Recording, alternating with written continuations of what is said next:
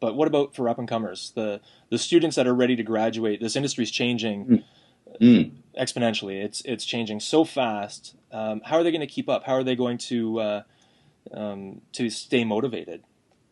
Well, I think the best place to keep up, of course, is Metal Potential. Mhm. Come to my blog, where I, feature, the Yeah, coolest stuff. yeah, I think for people just entering the business, I think they're so lucky. I mean, you guys are so lucky in so many ways. I think the first way you're really lucky is there's a proliferation of work out there. hmm, Like you can just fire up your Mac and yeah, type in anything and connect it to advertising, and you'll see an idea. yeah, So the learning process and the exposure has never been better. hmm, And I'll liken it to where I was, 20 odd years ago when I entered the business. When I wanted to see great ideas and great commercials, I could do two things. I hmm, could go down to the One Club in New York and right, pull out an annual, yeah, or I would have to go to my producers and beg to get reels in. Hey, can we yeah, see this director's reel, that director? Can you get Pitka's reel here? And I remember distinctly, as a kid in the business, like after hours, getting a stack of TV reels and yeah, like sticking them in a three-quarter monitor and wow, just watching these spots. wow, Right. And it was like, when I look back on it, I mean, it took a lot of effort to do it sure, versus, waking up in the morning, I'm in my underwear, I drink my coffee, I fire up my computer, and bam, there's everything. yeah, So I think that's the first thing. I think you got great access. yeah, The second thing that I think is, for kids, that you're really lucky is that you can come up with ideas and you can publish. yeah, You can start a blog, yeah, and you can get people to see your stuff. hmm, And it doesn't have to just be advertising. In fact, I'm seeing lots of interesting social experiments that people are doing, hmm, and that is even more creative than the creative that they're doing. And it right, leads me to say, this is a fresh thinker, and they can do something really powerful. yeah. That's cool. I think one of the key words that you said there in the first bit is effort, Mm. and that really, I mean, it comes down to effort. It's easy to sit back and allow it to surround you, but is it really going to help, right? So that's good. What? Yeah, I think Go ahead. I just build off that just on 1 second. I think you need there really are kind of two real key things you're going to need for our business. Hmm, One is effort, like you say. You're going to need to motivate yourself and yeah, get your butt out of bed and do some stuff. yeah, And the other thing, you really have to be curious. The older I get, and the more I spend time in our business, you really have to be a kind of person who says, well, how does that work? And yeah, what's that? yeah, Who's doing that? And yeah, like, be like one of these annoying question people. yeah, yeah. That's great. Well, I'm on the right track because I'm cursed with curiosity. So, which is a quote out of Glimmer, Bruce Mau's book, but well, Oh, not no his book, kidding. No but kidding. anyways, out of there. So let's shift it to Canada for a second. Sure. What do you like about Canadian advertising? Do you see much of it? I mean, obviously the big players, you're probably going to see some of their work, but what I'm getting at is obviously there's a difference between Canada's advertising and the U.S.'s advertising. What about Canada's advertising do you like?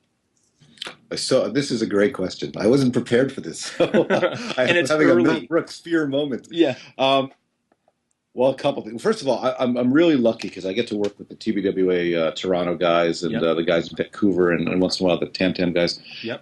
So I really get to connect with Canadians. I think the first thing as an American for me and I think for our teams is that we have to understand that Canada is a country. This is not the Wisconsin that we don't own. Yeah. And I think there's an arrogance with a lot of Americans who first start working with Canadians.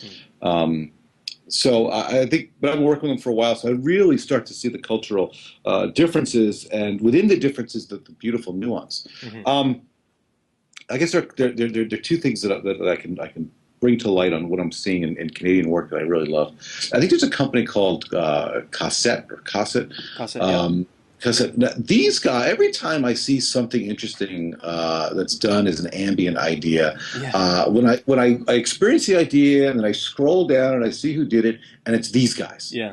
And the one that comes to mind immediately, and again, I wish you would have told me, I would have prepared more. You don't like But they people to did that. prepare. They did that upside down idea for the Gap.